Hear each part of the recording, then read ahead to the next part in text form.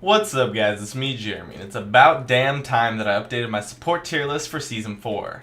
Note that this tier list primarily applies just to solo queue, and although one of your champions may be low on this list, it's still solo queue after all, so you can still do okay with them by outplaying your opponents. Now, I decided to keep a lot less champions on the list this time, so if one of your champions isn't on the list at all, that doesn't mean that champion is not viable in the support role. Rather, what it means is that champion is not a meta pick for the support role. Anyways, let's get started with the bottom of Tier 3.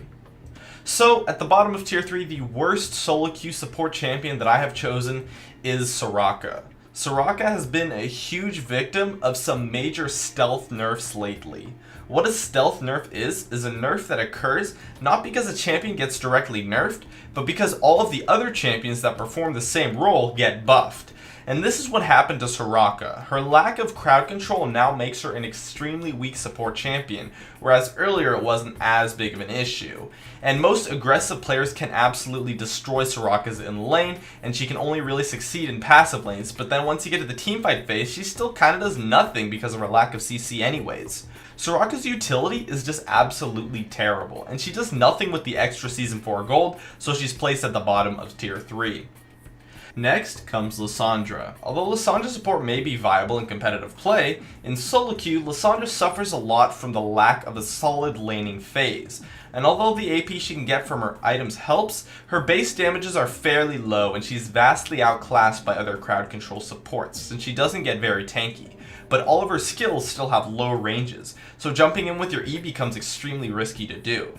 Her laning phase is just too damn weak, and she has an unsafe teamfight phase due to the awkward positioning of her low range skills, putting her low on this list. She can perform okay in some team comps though. Next, we have Alistar. Alistar has actually been a victim of a lot of direct nerfs in the past, and ever since those nerfs he's been having quite a bit of trouble. His mana costs are just way too high. He's also an extremely easy to outplay champion mechanically. It's very easy to dodge his combo with certain abilities or to avoid it altogether. On top of that, he's also a very difficult champion to play mechanically, and his base stats are actually extremely weak, so naturally Alistar is very squishy. And although he can do a little bit more with the Season 4 support gold, that doesn't change the fact that he's still kind of squishy, especially in lane, and his laning phase overall is pretty terrible due to that fact. And although his ultimate does help quite a bit with his tankiness, it's just not enough. Alistar actually currently sits at around a 45% win rate in solo queue, which is just absolutely terrible. Rounding up Tier 3, we have Elise. Now, Elise support did actually get some buffs because of the items, but the thing is that Elise just doesn't seem to be that strong of a champion in the support role overall, due to the fact that she only has one crowd control ability, that's single target, and it's a skill shot. And since her cocoon is the only crowd control ability she has, she suffers quite a bit in the support role, and even though she can get a little bit tankier now and do a little bit more damage, that's not really what you need the support to do. You need the support to be a CC machine and be able to kite enemy opponents, and Elise just can't really do that. She is very good at chasing, but that's not what you need supports to do. Alright, moving into Tier 2. At the bottom of Tier 2, we have Janna. In the Season 4 patch, Janna's passive was significantly nerfed to the point where now she isn't that good of a champion. And Riot has stated that they will buff Janna in the future, so expect her to move up in this list in a few weeks or so once the buff comes out. And although Janna's utility is still pretty solid, her laning phase is just way too weak now because of all her nerfs in the past. And then now, her overall utility for everyone on the map is pretty much nothing because of the passive nerf, so that also hurts her a lot too. Janna has just become really weak, and she's also a victim of a stealth nerf too, just like a lot of the other champions that are low on these lists, because she didn't really get a buff in Season 4, whereas all the other champions kinda did. Next on Tier 2, we have Lulu.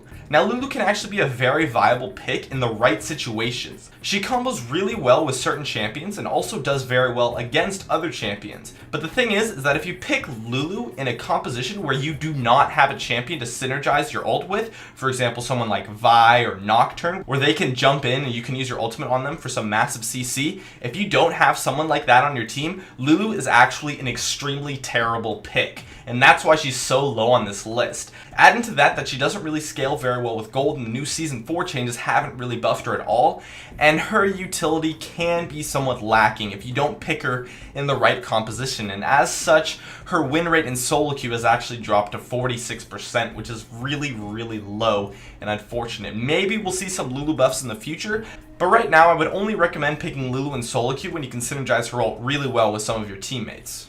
Next on tier 2 we have Nunu. Nunu actually hasn't been seeing that much play in solo queue as a support champion very much in the past couple of months. And that's not exactly for a bad reason. I mean, Nunu doesn't really do that much. When Nunu's attack speed buff was nerfed pretty significantly, he actually took an extremely big hit. And now in Season 4, Nunu has kind of received a stealth nerf as well, so his laning has become much, much weaker overall. And his buff isn't enough to carry team fights anymore like it used to be. And as such, Nunu's placed towards the bottom of tier 2. Next on tier 2, we have Fiddlesticks. Fiddlesticks was here pretty much all of last season, and he's going to be here probably pretty much all of this season, unless they nerf his CC. His CC is pretty solid once he gets to the late game. His early laning phase is very, very weak because his CC scales with levels, of course. And overall, Fiddlesticks is a very weird support champion. He doesn't really need to scale with items, and he focuses a lot on the late game, and his laning phase is really awkward because it's hard to poke, but then you can also set up plays with your ultimate too. So he is still in the top half of tier 2 because his CC overall is pretty solid, and his level 6 is extremely strong, but his early laning phase being really weak, and add to the fact that his Drain is pretty much an absolutely useless ability on him when he's played as support, and it leaves him with pretty much just being an average champion overall. Next on tier 2 we have Lux support. Lux's binding is actually an extremely powerful ability as a support role, and she can benefit quite a bit from getting some AP in her build with the new Season 4 changes, so overall Lux has become a little bit stronger, but her laning phase is still fairly average and her teamfight phase is still fairly average. And that pretty much just leaves her in the upper half tier 2 spot. Now at the top of tier 2 we have Nami. Nami is a pretty solid support champion. She definitely could be considered tier 1 in some certain compositions, but she does suffer a lot from the fact that she's so squishy. Not to mention that she is pretty much the victim of a stealth nerf as well, and she's also pretty difficult to play with in solo queue. Moving on to tier 1. At the bottom of tier 1 we have Annie. Annie is a very solid support champion now. Her damage is really good. You can build AP on her now and do quite a decent bit of damage and be a threat in teamfights, but her stun is kind of unreliable for kiting opponents in teamfights, and it can be very good for initiations. It's just not necessarily that powerful, and she is still a very good champion, and her laning phase is pretty solid, but she does kind of lose to some of the tankier supports in lane since she doesn't have sustain and she's also very squishy. So she does have some poor matchups, but her teamfight phase overall is very good and her damage is pretty solid. So we put her at the bottom of tier 1. Next on tier 1 we actually have Blitzcrank. Now Blitzcrank is a very interesting support champion and can be a very big wild card in some games, but the fact is that Blitzcrank simply just doesn't fit any team comps. And that's why you don't see Blitzcrank in competitive play, but he really does just not fit any team comps. There's no team comps that Blitzcrank fits. He doesn't really synergize well with any teams, and he has so many counter picks, and although his hook is of course a ridiculously game-changing ability sometimes if used properly, and that leaves him at tier 1, he does suffer a little bit, and so that puts him at the bottom of tier 1.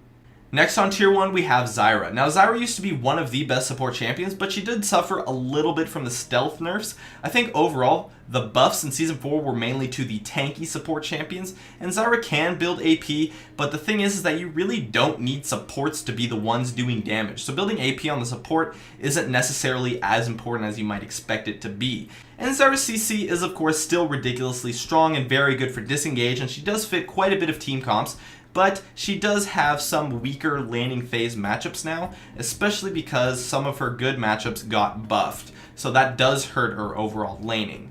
And that leaves Zyra around the middle of tier 1. Next on tier 1 we have Sona. Sona will always be a very strong champion in the support role until they nerf her base damages. Her poke is really good, allowing her to have a solid laning phase. She has good sustain, so you can play passively or you can play aggressively if you want to, and her ultimate is just ridiculously strong, and she has a slow on top of her kit as well as the damage reduction and the bonus damage from all of her power chords. Her power chord is a very powerful ability, and her ultimate is just absolutely game changing and can be fight winning, and that makes Sona a very strong champion. Now Sona does have some bad matchups, especially against the tanky support champions, but overall her laning phase is pretty solid, and her teamfight phase is definitely top of the line for supports because of her ultimate, so that makes her a very good support champion. Taking home the bronze medal, we have Leona. Due to the Season 4 changes, Leona actually got a huge buff and is starting to feel extremely powerful in this patch. She just benefits so much from being able to build full tank items like Randuin's and Sunfire Cape, as opposed to building Locket like you used to in the previous patch. And because of this, Leona is now much more powerful in Season 4, since you can jump in and you'll live for a lot longer and your team will be able to follow you up much better. And she still does have a ton of CC on her Q, E, and ultimate that can hit a lot of people, and she's strong throughout pretty much all points of the game except for maybe at level 1, and that's only at level 1. Her level 2 is still ridiculously powerful, and her laning phase is good too. Pretty much all of her laning matchups now are actually really solid. All of her bad matchups are pretty significant victims of stealth nerfs, like Lulu and Nunu that used to be really good against Leona. They're kind of falling out because they weren't buffed from the patch, whereas Leona did improve quite a bit. And overall, Leona has now become a very powerful support champion. Taking home the silver medal, we have Thresh. Thresh will always be a ridiculously strong support champion due to the massive amount of utility his kit creates. And he also benefits quite a bit from being able to build these main tank items now. And as Thresh can hook and have all this crowd control ability, his kiting potential is just absurd. But one thing Thresh does suffer a little bit from is that he can be hard to play with, especially in the lower tier levels of play. And so that does hurt his solo queue viability just a little bit, but he's still definitely a very powerful champion, and pretty much all of his laning phase matchups are very solid. And at the top of the tier 1 list, we have Taric with the gold medal. Taric currently sits at a 55% win rate in solo queue, which is absolutely ridiculous, and has gained a huge benefit for the Season 4 support changes. He now gains quite a bit of gold and can get ridiculously tanky with the items now. And on top of that, Taric is extremely easy to play with, and that makes him very good in solo queue because he's really easy to play with. His stun is not a skill shot, he has sustain, he gives tankiness to your team, all things that make him very easy for AD carries that you've never played with to play with, and that makes Taric the #1 support champion because he's just so damn easy to play with and to play as well. He's a very mechanically easy champion to play, and his kit overall is still really strong, and it's enough to kite opponents away from your AD carry while also still being a very tanky force. So that is it for my Season 4 support tier list so far. Remember that these rankings are of course subject to change depending on buffs and nerfs and flavor of the months and all those kind of things, but that's how I see these things to be right now. My name is Jeremy, and that is it for my video on the solo queue support tier list. If you enjoyed this video, feel free to check out some of my others on the screen right now.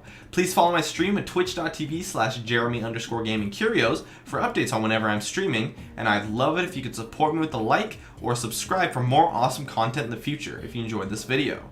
And of course, I'd love it if you could follow me on Facebook at facebook.com/gamingcurios. As always, thanks for watching, and I'll see you guys next time.